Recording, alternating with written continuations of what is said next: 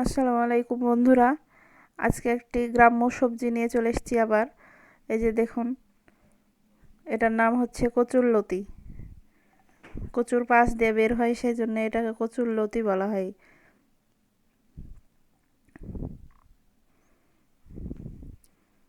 গ্রাম্য সবজি শহরের মানুষও খুব পছন্দ করে। অনেকেই জানে, আবার অনেকে খেতে জানে না। দেখেন, এইভাবে ছোট ছোট পিস পিস করে কেটে নিতে হবে এবং ওর একটা খোসা আছে, সেটা ছাড়িয়ে নিতে হবে। এই যে কচুরলতিটাও কেটে নিয়েছি। চিংড়ি মাছ দিয়ে আমি রান্না করব। চুলাতে আমি কড়াই বসিয়ে দিলাম। পেঁয়াজ মরিচ এখন দিয়ে দিব।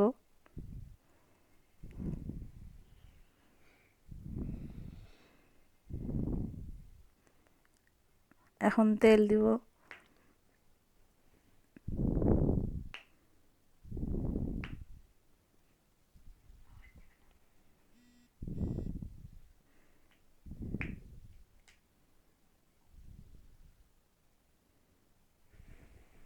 তেল দিয়ে দিলাম। এখন এগুলো নাড়াচাড়া করে নিতে হবে এবং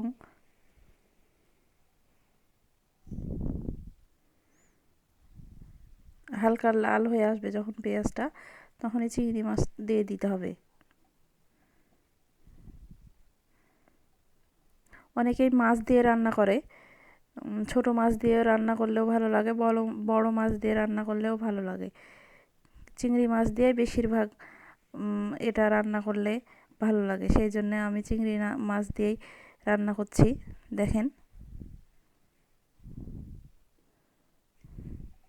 এখন সব মশলা দিয়ে দেবো। লবণ দিলাম,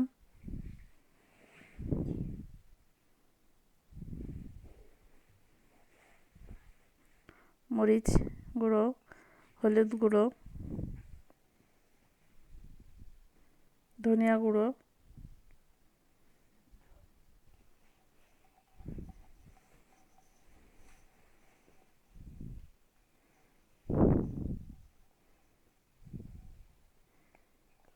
কচুরলতিটা এখন দিয়ে দিলাম।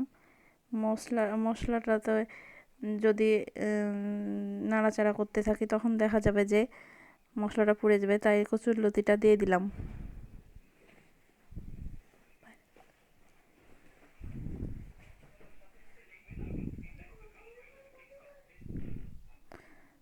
আদা বাটা দিলাম,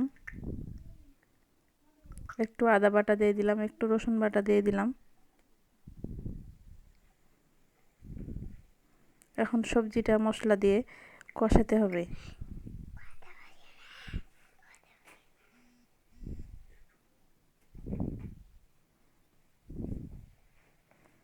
সবজিটা মশলা দিয়ে কষিয়ে নিয়ে একটু পর পর ঢেকে দিতে হবে।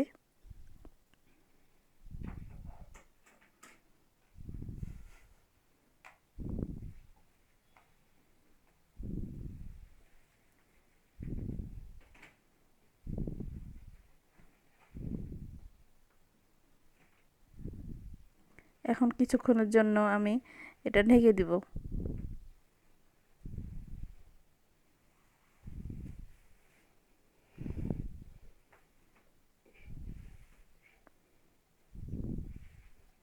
এইভাবে কয়েকবার ঢেকে দিতে হবে এবং এটা নাড়াচাড়া করতে হবে। তারপরে একটু পরেই পানি দিয়ে দিতে হবে। একটু পানি দিয়ে সিদ্ধ হলেই দেখা যাবে যে এই সবজিটা তৈরি হয়ে যাবে।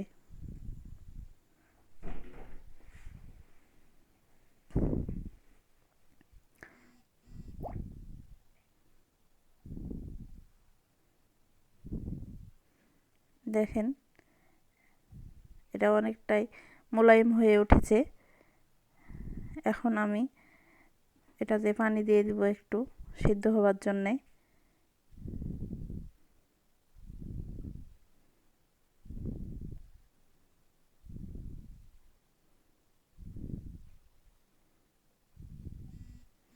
দিয়ে দিলাম হাফ মগ মতন পানি।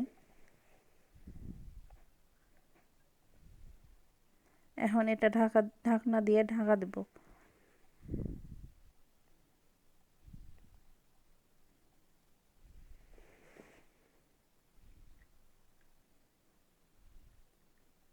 সবজিটা প্রায় হয়ে গেছে।